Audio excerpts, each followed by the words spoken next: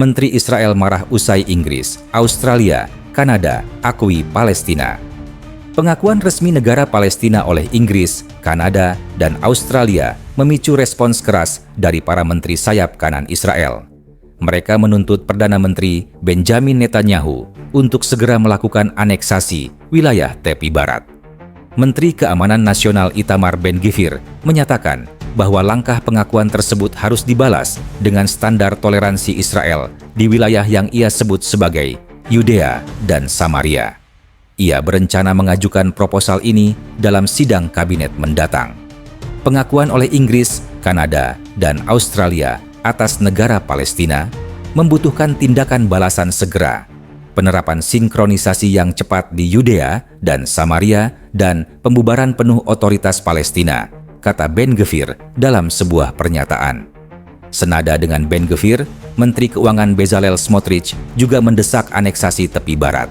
Melalui media sosial X, ia menegaskan bahwa Israel tidak lagi berada di bawah kendali negara-negara lain.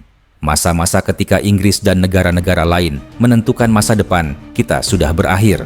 Mandat telah berakhir, dan satu-satunya respons terhadap langkah anti-Israel ini adalah kedaulatan atas tanah bersejarah orang-orang Yahudi di Yudea dan Samaria, dan menghapus selamanya mengakhiri negara Palestina dari agenda, tulis Smotrich, seperti dilansir AFP.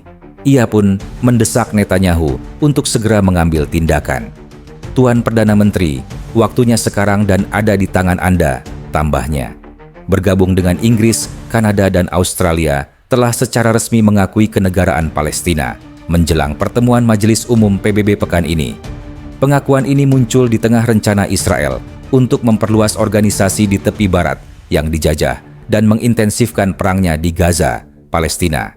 Dalam sebuah pernyataan, Perdana Menteri Kanada Mark Carney mengumumkan pengakuan negara Palestina dan menawarkan kemitraan kami dalam membangun janji masa depan yang damai bagi negara Palestina dan negara Israel.